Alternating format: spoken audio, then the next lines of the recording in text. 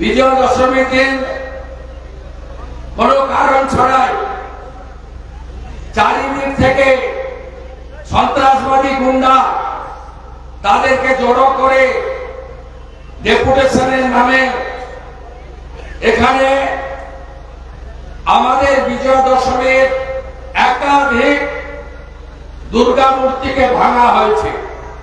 আমাদের শুধু ডাক্তার বোনকে আর্জি করে নয়, আমাদের মা দেবী দুর্গা তাকেও চোখের সামনে ভেঙে তছনছ করে দিয়েছে।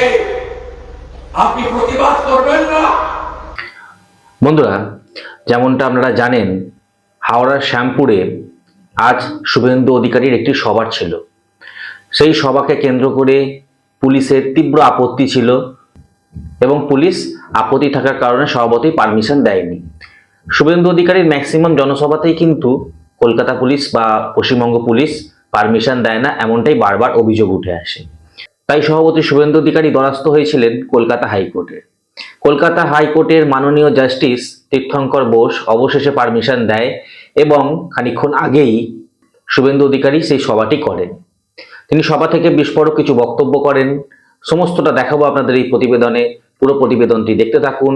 নমস্কার, আমি সুরজিৎ, বঙ্গদর্পণ ইউটিউব চ্যানেলে আপনাদের সবাইকে স্বাগত।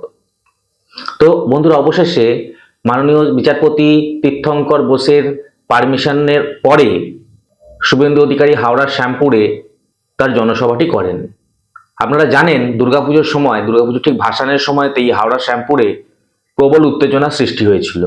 দুর্গা প্রতিমা ভাঙচুর এবং মণ্ডপে আগুন দেওয়া, এরকম বিচ্ছিন্ন কিছু ঘটনা ঘটেছিল। আমরাও সেই খবরটি করেছিলাম, আপনাদেরকে দেখিয়েওছিলাম আমাদের চ্যানেলে। তো সেই প্রতিবাদকে কেন্দ্র করে আজকে একটি সভা ছিল। তো পশ্চিমবঙ্গ পুলিশ সভাপতি পারমিশন দেয়নি।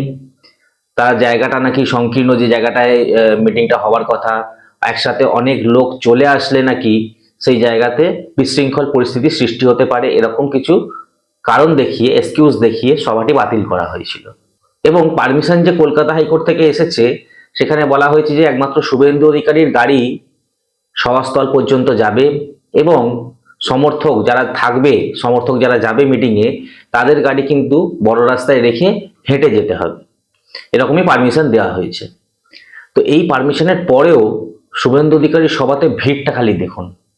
তো চলুন প্রথম থেকে সবার বক্তব্যটি, কি কি বক্তব্য রাখলেন সেগুলো একবার শুনে নিই।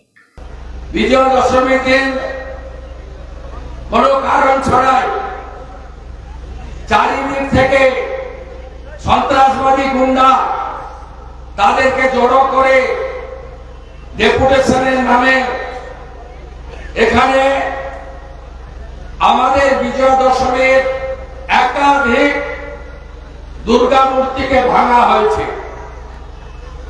হিন্দু সমাজকে আতঙ্কে রাখা হয়েছে 5 দিন।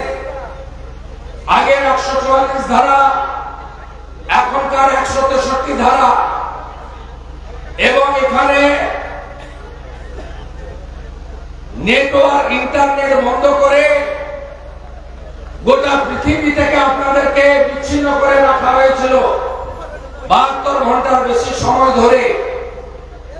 এবং এখানে যে ধরনের 2 থেকে 2.5 হাজার, শুধু শ্যামপুরের গুন্ডারা নয়, পাঁশকুড়া থেকে, গোলাঘাট থেকে, আমতা বাইনান থেকে, উলবেড়িয়া থেকে, এমনকি ওপারে নূরপুর থেকে এনে জড়ো করে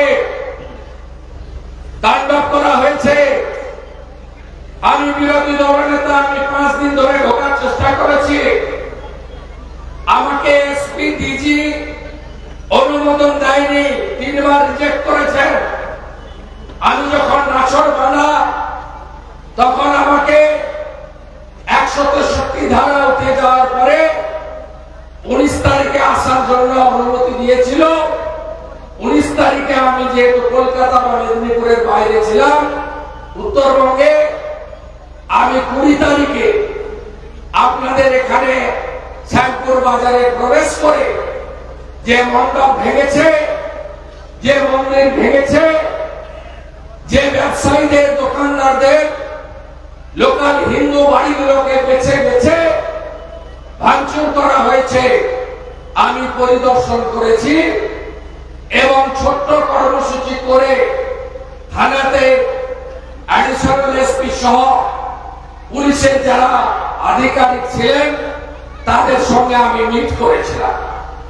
আমি সেখানে মাননীয় অ্যাডিশনাল এসপির মাধ্যমে রাজ্যের পুলিশ মন্ত্রী তথা মুখ্যমন্ত্রীকে একটাই প্রশ্ন করেছিলাম যে আপনারা ডেপুটেশন দিতে আসবেন কোন একটা ইস্যুতে, কোন একটা গোষ্ঠী বা সম্প্রদায় তারা তাদের খোঁজ ছিল, আপনারা জানতেন, আপনারা ডেপুটেশনের তারিখ দিয়েছেন। আজকে বিরোধী দলনেতা সহ বিজেপির লোকেদের আটকাতে, হিন্দু সমাজকে আটকাতে, জাগ্রত সনাতনী সমাজকে আটকাতে এত পুলিশ, এত র্যাব, এত কমব্যাট ফোর্স, জল কামান, 163 ধারা, গার্ডের লাগানো, হেলমেট, গ্যাস, রাবার বুলেট, এত সেজে গুজে এসেছেন, বুলেট প্রুফ জ্যাকেট, আপনারা সেদিন এই ব্যবস্থাটা রাখলেন না কেন? উত্তর দিতে পারেনি। এবং আপনারা শুনলে অবাক হয়ে যাবেন, এই রাজ্যে মমতা ব্যানার্জির আমলে পুলিশকে কোথায় নিয়ে গেছে? 3 ঘন্টা শ্যামপুর থানা থেকে সব পুলিশরা সঙ্গে সিভিক ভলেন্টিয়ার পালিয়ে গেছিল, কেউ ছিল না। বিকেল 4টা থেকে সন্ধ্যে 7টা পর্যন্ত কোন পুলিশ ছিল না। আমি আসবো বলে শ্যামপুর থানার যে ব্যানারটা ছিল, পার্মানেন্ট যে টিনের লোহার ফ্রেম নিয়ে হোর্ডিং বা প্রবেশদ্বার, সেটা ভেঙে দিয়ে গেছে ওরা, স্কুলকেও ছাড়েনি। আমি আসার আগে সারিয়েছি। আজকে আমরা কোন রাজ্যে বসবাস করি, কোন রাজ্যে আমরা আছি? আমাদের কেন এই অত্যাচার সহ্য করতে হবে? আমি প্রশ্ন করতে চাই সনাতনী জনগণকে, আর প্রশ্ন করতে চাই তৃণমূলের হিন্দু নেতাদের। কালীপদ বাবু মাস্টারমশাই 11 সাল থেকে বারবার এমএলএ হচ্ছেন। নন্দে বাবু, আপনি এখানকার শাসক দলের বড় নেতা। জুলফিকারের কথা ছেড়ে দিলাম, ওর কথা নাই বা বললাম। নন্দে বাবু, কালী বাবু, আপনি তো সনাতন, আমরা তো জানি আপনারা হিন্দু ধর্মে বিশ্বাস করেন। আপনারা বলুন তো, 47 সালে দেশ ভাগ হয়েছিল কিসের ভিত্তিতে? দ্বিজাতি তত্ত্বে। মোহাম্মদ আলী জিন্নার নেতৃত্বে পাকিস্তান তৈরি হয়েছিল মুসলিমরা থাকবে, ভালো থাকবে বলে, আর ভারতবর্ষে হিন্দুরা থাকবে। এখানে সেই কারণে ভারতের নাম ছিল হিন্দুস্তান, এখনো আছে। আপনি বলুন, এই রাজ্যে হিন্দু সনাতনীরা তারা ধর্মাচরণ করতে পারবে না। বাঙালি হিন্দুদের বড় অনুষ্ঠান দুর্গা পূজা, বিজয়ের দিন বিসর্জন করতে পারবে না। যেভাবে ঠাকুরগুলোকে ভেঙেছে চোখে দেখা যায় না। যারা ছবি ভিডিও দেখেছে চোখ থেকে জল রাখতে পারেনি। আমাদের শুধু ডাক্তার বোনকে আর্জি করে নয়, আমাদের মা দেবী দুর্গা, তাকেও চোখের সামনে ভেঙে তছনছ করে দিয়েছে। আপনি প্রতিবাদ করবেন না? আমি কাউকে দায়ী করতে চাই না। আমি দায়ী করতে চাই পশ্চিমবঙ্গের সরকারকে, যারা একটা রাজনৈতিক দলকে প্রতিনিধিত্ব করলেও সংবিধানকে সামনে রেখে মমতা ব্যানার্জি 3 বার মুখ্যমন্ত্রী হয়েছেন। যদিও আমার কাছে 21 সালে হেরেছেন, তিনি হেরে কম্পার্টমেন্টাল মুখ্যমন্ত্রী হয়েছেন। আপনি শপথ নিয়েছেন সংবিধানকে সামনে রেখে, for the people, by the people, of the people. আপনি বলেছেন আমি সবাইকে রক্ষা করব, সবার স্বাধীনতা, গণতান্ত্রিক অধিকার, সবার ধর্মীয় স্বাধীনতা আপনি রক্ষা করবেন। আপনি সংবিধানে হাত রেখে রাজ্যপালের কাছে শপথ নিয়েছেন। কেন এই অত্যাচার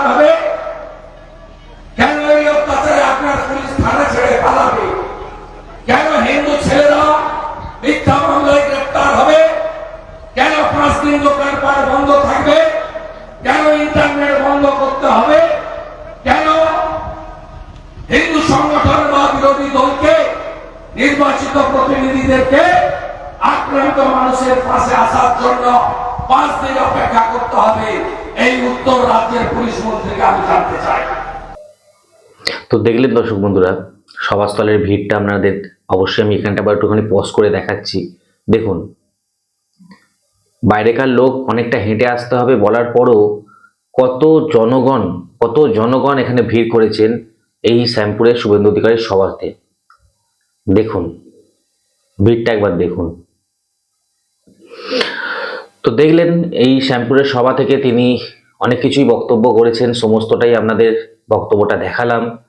শ্যামপুরের যে বিচ্ছিন্ন ঘটনাগুলো ঘটেছিল, আমরা সত্যি খুবই মর্মাহত, খুবই দুঃখিত এই ঘটনাটি ঘটার জন্য। কিন্তু এই ঘটনাটি ঘটার পেছনে সরাসরি সরকারকে দায়ী করেছেন আমাদের রাজ্যের বিরোধী দলনেতা শুভেন্দু অধিকারী।